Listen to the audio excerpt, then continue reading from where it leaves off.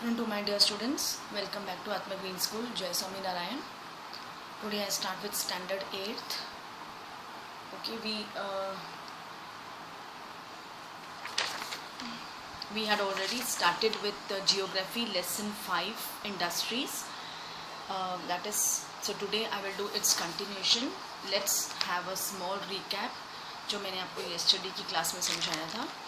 That is, industry refers to an economic activity that is concerned with production of goods, extraction of minerals, or the provision of services.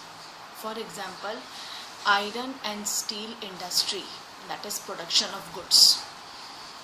Coal mining industry, extraction of coal, and tourism industry, service provider. Okay, that is industry. And manufacturing refers to changes raw materials to a usable form which can be more valuable to people. It is a secondary activity. In manufacturing process, raw material is changed into finished product. For example, wood pulp is changed into paper and paper into a notebook. These are the two stages of the manufacturing process. Then I had been with you, that is classification of industries, raw materials, where the raw materials is subdivided into agro-based industries, mineral-based industries, marine-based industries, and forest-based industries. Then size, small scale industry, large scale industry. Small scale industry is also known as cottage industry. Then ownership, that is private sector, public sector, joint sector, and cooperative sector.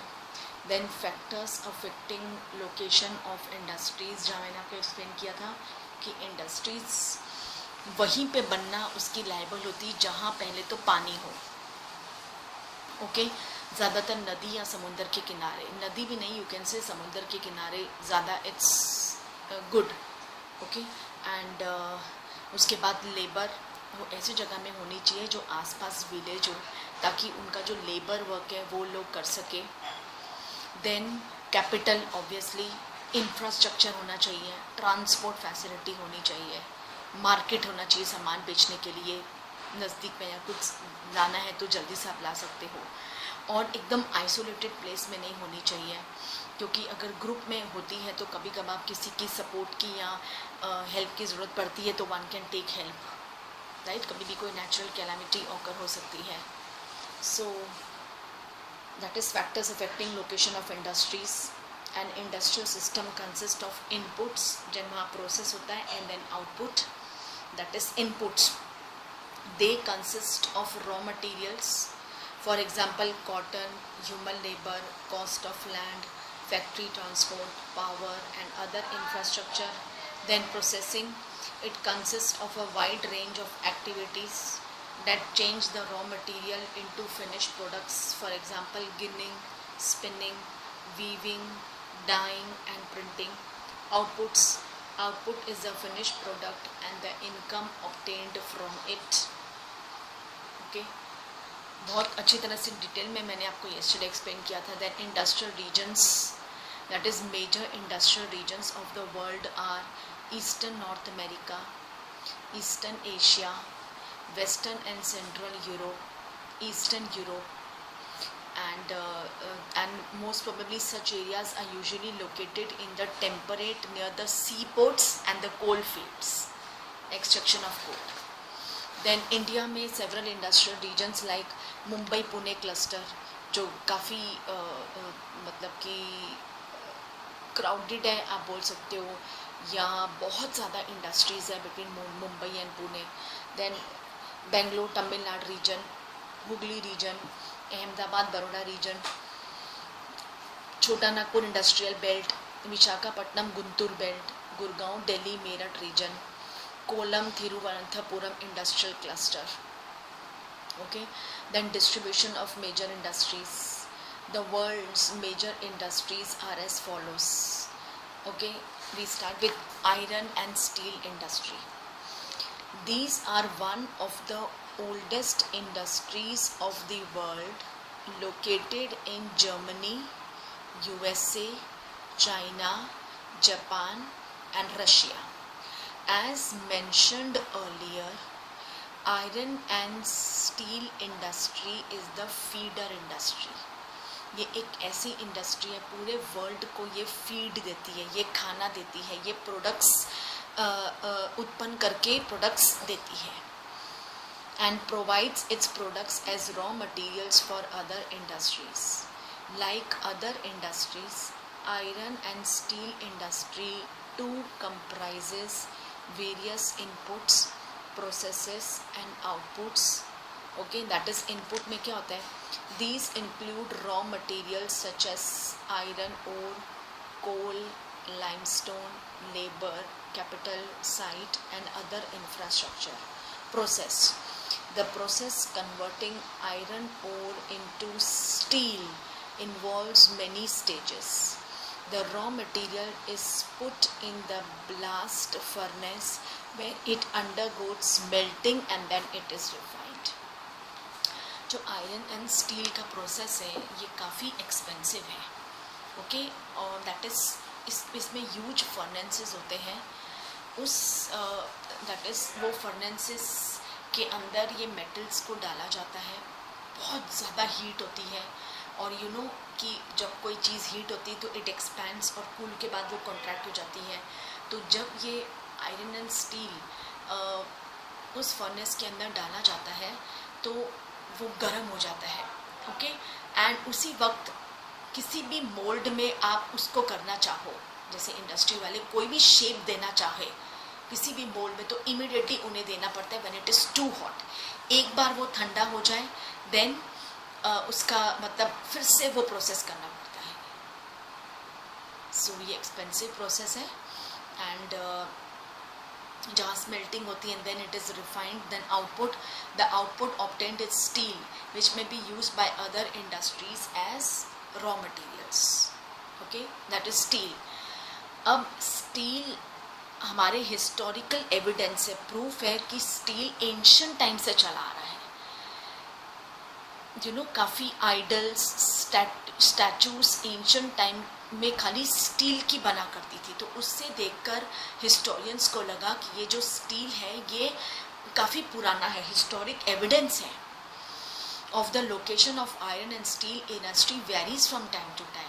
ठीक है, ancient time पे भी iron and steel था, medieval time में भी था, आज के टाइम पे भी है, लेकिन वो प्लेस वेरी होती जा रही है, एक जगह नहीं है. Place varies from time to time.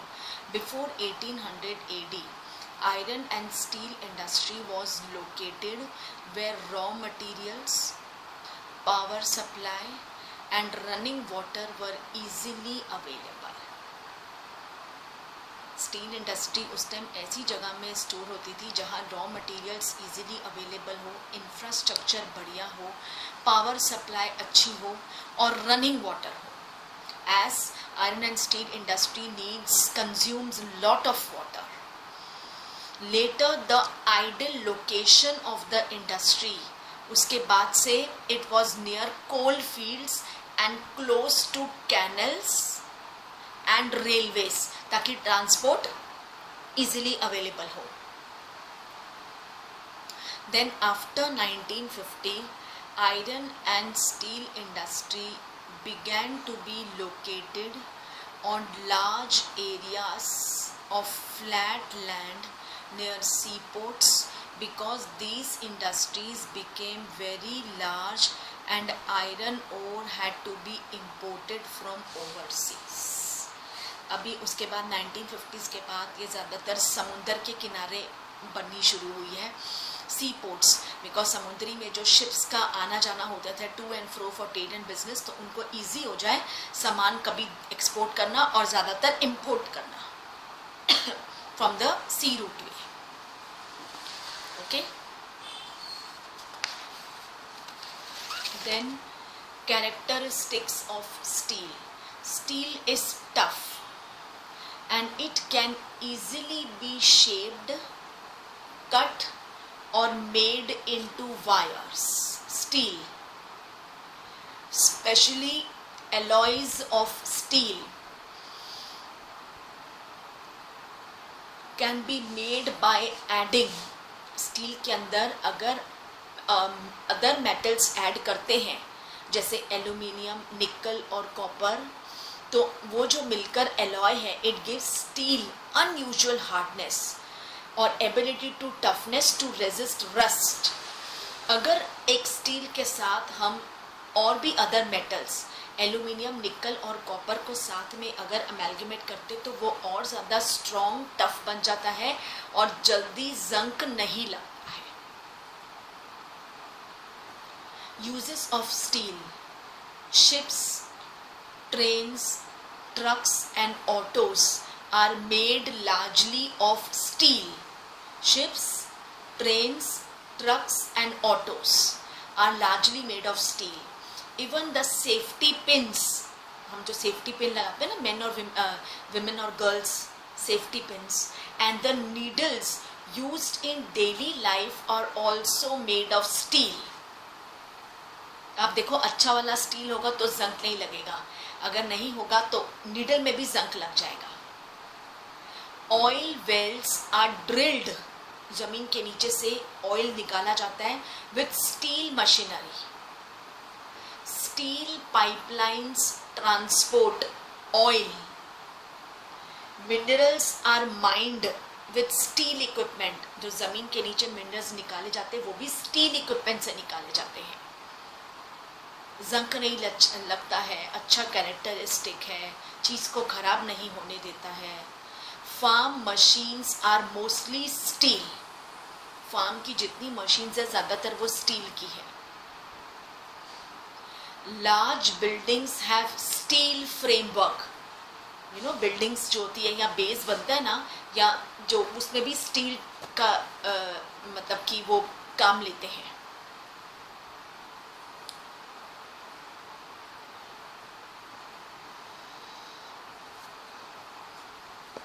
C world's major iron ore producing areas, ये मैप आपके टेक्स्ट बुक में होगा दिस लेसन में, that is world's major iron ore producing areas.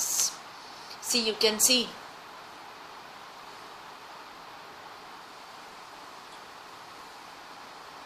Australia, South America, Brazil, South Africa, Canada, United States of America, Russia, Germany, Japan, China, India,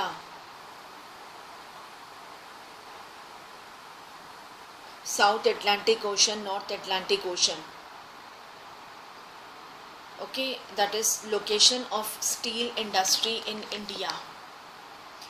All the important steel producing centers such as Bhilai, Durgapur, Banpur, Jamshedpur, Rourkela and Bokaro, which are situated in a region that spreads over 4 states: West Bengal, Jharkhand, Odisha and Chhattisgarh. ज़्यादातर ये जो states है ये steel industry produce करते हैं, steel produce करते हैं, और उनके सेंटर्स है वो है Bhilai, Durgapur, Banpur, Jamshedpur, Rourkela and Bokaro. Other important steel centres are Bhadravati and Vijayanagar in Karnataka, Visakhapatnam in Andhra Pradesh and Salem in Tamil Nadu. Jamshedpur में तो बहुत बड़ी Tata that is iron and steel industry है। So let's study about Jamshedpur. Tata iron and steel company, जिसे टिस्को कहते हैं, was the only iron and steel plant in India till independence। Independence तक सिर्फ जमशेदपुर पे ये टिस्को प्लांट थी, and it is located at Jamshedpur. TISCO was started in 1907 at Sakchi near the confluence यानी जहाँ नदियां मिलती है of the rivers Subarnarekha and Kharkai, Subarnarekha and Karkhai in Jharkhand. इसलिए इसके पास ये टिस्को इंडस्ट्री इंसेप्ट हुई थी, ये नदी के पास। Later on Sakchi was renamed as Jamshedpur. पहले जमशेदपुर का नाम था साक्षी, और बाद में इसे नाम दिया गया जमशेदपुर। जमशेदपुर टाटा क्या कहा जाता है, टाटा, जमशेदपुर टाटा, वहाँ पे ये फेमस है, Tata iron and steel limited, TISCO. Later on, Sakshi was renamed as Jamshedpur. Geographically, Jamshedpur is the most conveniently situated iron and steel country center in the country. ठीक है, इंडिपेंडेंस के बाद और भी वर्ल्ड में, इंडिया में और भी जगह इंसेप्ट हुए, लेकिन आज तक बोलते हैं जमशेदपुर की जो टिस्को प्लांट जो इंसेप्ट हुई थी वो परफेक्ट है, कन्वीनियंट है, एकदम सही जगह पे वो बनी है, जहाँ पे कॉन्फ्लुएंस है दो नदी का, सुबर्णरेखा एंड खारखई, मैंने आपको बोला, और आसपास खूब लेबर वर्क है, खूब एम्प्लॉयमेंट है यहाँ पे जमशेदपुर में। सो एकदम कन्वीनियंट प्लेस है, सबसे बेस्ट ये जो इस यहाँ पे है जमशेदपुर में है। Sakchi was chosen to set up the steel plant for several reasons. Sakchi ही ऐसी जगह को क्यों चुना गया था जहां पे आयरन एंड स्टील इंडस्ट्री का इंसेप्शन हो, और क्यों नहीं कहीं पे? Why? Because this place was only 32 kilometre away from Kalimati station on the Bengal Nagpur railway line. 32 kilometre क्या होता है? ओके, 15-20 मिनट का रास्ता। ओके, इट और secondly it finds raw materials like coal from Jharia coal fields, जो नजदीक में था, मतलब सब कुछ नजदीक था, इसलिए ये प्लेस साक्षी प्लेस सबसे कन्वीनियंट थी, और यहाँ पे फिर टिस्को इंसेप्ट हुआ था 1907 में। बिफोर इंडिपेंडेंस से पूरे इंडिया में ये एक ही प्लेस थी जहाँ पे Tata and iron and steel था। So first this place was only 32 kilometre away from Kalimati station on the Bengal Nagpur railway line. Second, it finds raw materials like coal from Jharia coal fields, iron ore, limestone, dolomite and manganese from Odisha and Chhattisgarh, वो भी पास में था जहाँ से इनको easily ये raw materials मिलता था। कोल फील्ड से सबसे पहले कोल चाहिए, coal, then iron ore, limestone, dolomite and manganese. Then और नजदीक था Kolkata. Kolkata provides a large market to this region. इस मार्केट में इस बिजनेस का टू एंड फ्रो था, ट्रांसपोर्ट फैसिलिटीज एवरीथिंग बहुत नजदीक था। फिर the Kharkai and Subarnarekha rivers ensured sufficient water supply, और उस टाइम की ये दोनों सबसे ओवरफ्लो रिवर थी जो सफिशिएंट थी टाटा टिस्को को वाटर प्रोवाइड करने में। मैंने आपको बताया ये सब चीजें इस factors affecting location for industries के लिए चाहिए है, तो ये सारे फैक्टर्स हैं। इसलिए साक्षी को एक ऐसी जगह में इंसेप्ट किया गया था, ये iron and Tata steel limited TISCO, जहाँ पे कन्वीनियंट हर एक चीज थी, आसपास मार्केट, पानी अच्छा, सब कुछ, कोल अच्छा, और भी सारे मिनरल्स मिले। It also found government initiatives provide adequate capital for its later development. और जब गवर्नमेंट ने देखा कि साक्षी बेस्ट प्लेस है, हर एक चीज उसके आसपास है, जो जो फैक्टर्स चाहिए to for this iron and steel industry को इंसेप्ट करने के लिए वो सब कुछ थी, इसलिए गवर्नमेंट ने भी खूब कैपिटल लगा दिया, ओके, ताकि और ज्यादा डेवलपमेंट हो, क्योंकि आयरन एंड स्टील तो इंपॉर्टेंट है, इसके बिना कुछ भी चीज इम्पॉसिबल है। मतलब मैक्सिमम आप फॉरेस्ट की प्रोडक्ट्स को छोड़ के आप घर बना रहे हो, आप कुछ भी और अपने इंडस्ट्रीज के लिए हर एक चीज में आपको आयरन एंड स्टील तो जरूरत है।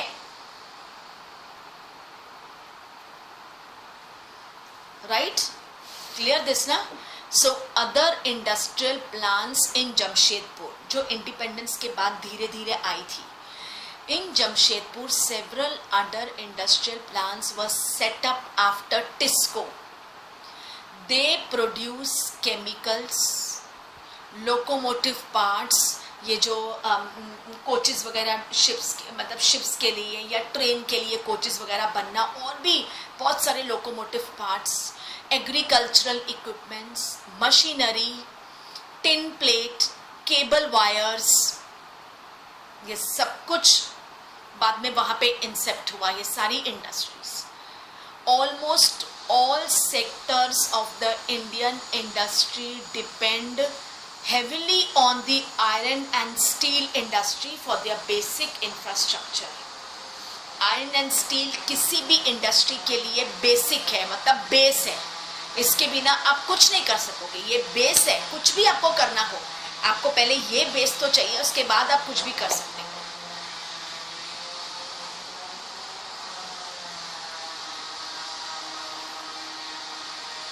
ओके, देन पिट्सबर्ग जो यूएसए में एक सिटी है, वो भी इंपॉर्टेंट स्टील सिटी है of the USA, that is Pittsburgh. Important steel city of the USA, Pittsburgh. Let's study about this, come on. It is an important steel city of the United States of America. As other steel plants, it also enjoys favorable geographical conditions. जैसे हमारे टिस्को को सारे geographical conditions आसपास थे, इसलिए ये टिस्को बहुत flourish करके गया. इंडिपेंडेंस से पहले से ये फ्लरिश में था, क्योंकि सारे जियोग्राफिकल फैक्टर्स मौजूद थे. सेम वे पिट्सबर्ग भी एक ऐसा इंपॉर्टेंट स्टील सिटी सेंटर है इन यूएसए जिसे आसपास सारे जियोग्राफिकल कंडीशंस मिले हैं. That is raw materials like coal is available locally. Iron ore comes from the iron mines at Minnesota about 1500 kilometers from Pittsburgh. Minnesota, sorry. Then the famous Great Lakes waterway provides one of the best routes for shipping between Minnesota and Pittsburgh. Minnesota और Pittsburgh के बीच में बहुत बढ़िया सी root था, जहाँ पे सामान का आना जाना इजीली अवेलेबल है. तो आयरन और माइनसोटा से आता था from the ship route. Trains carry the ore from Great Lakes to Pittsburgh. वहाँ पे ट्रेन की सर्विस भी है, वो भी इजीली अवेलेबल है कि सामान यहाँ से वहाँ टू एंड फ्रो होता जाए.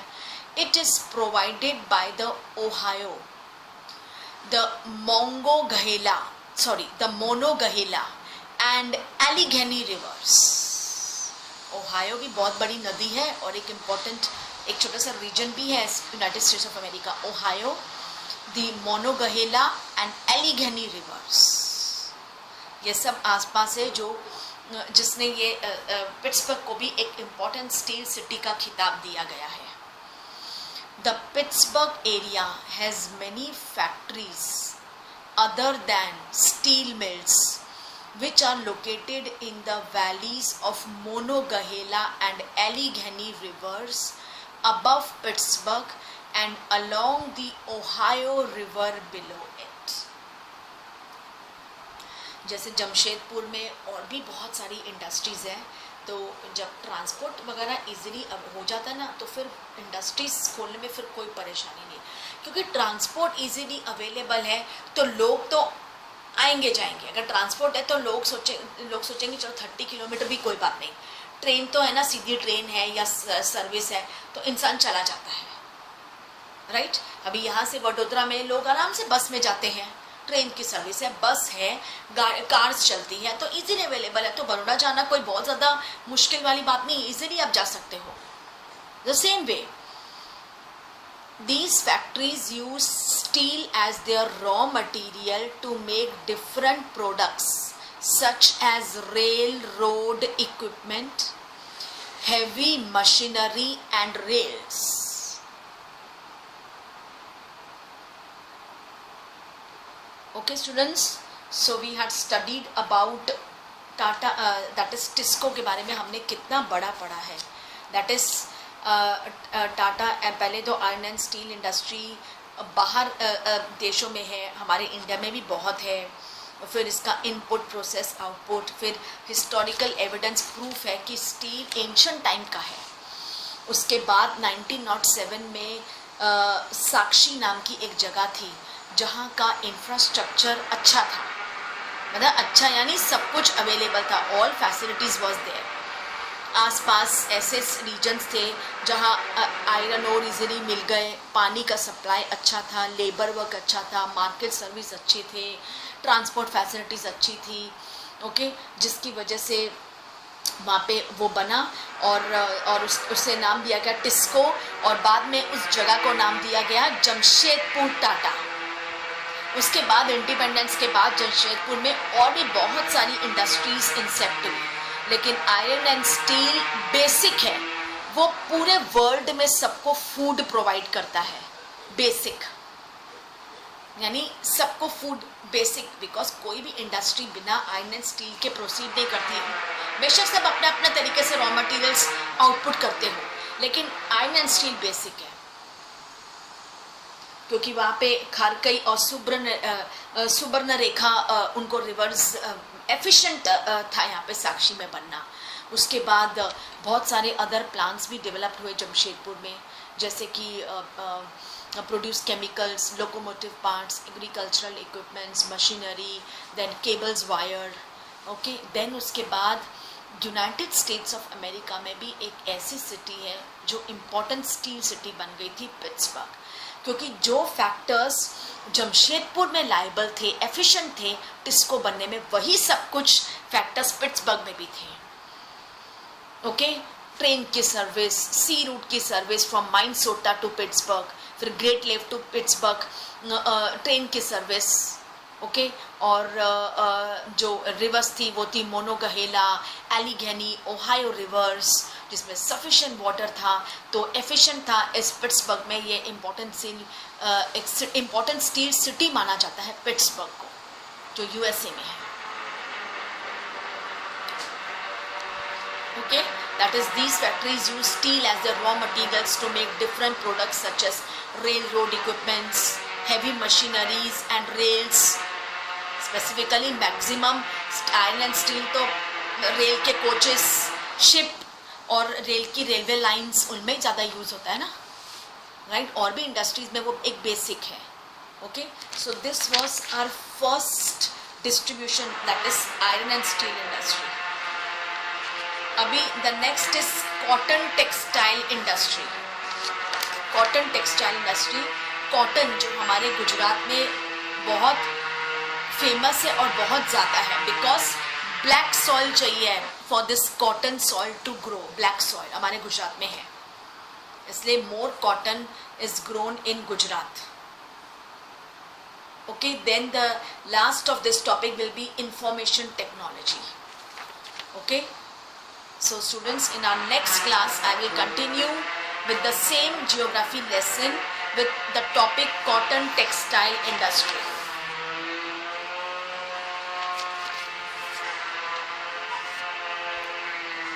So please you go through the lesson, okay, and complete your books, make notes in your books.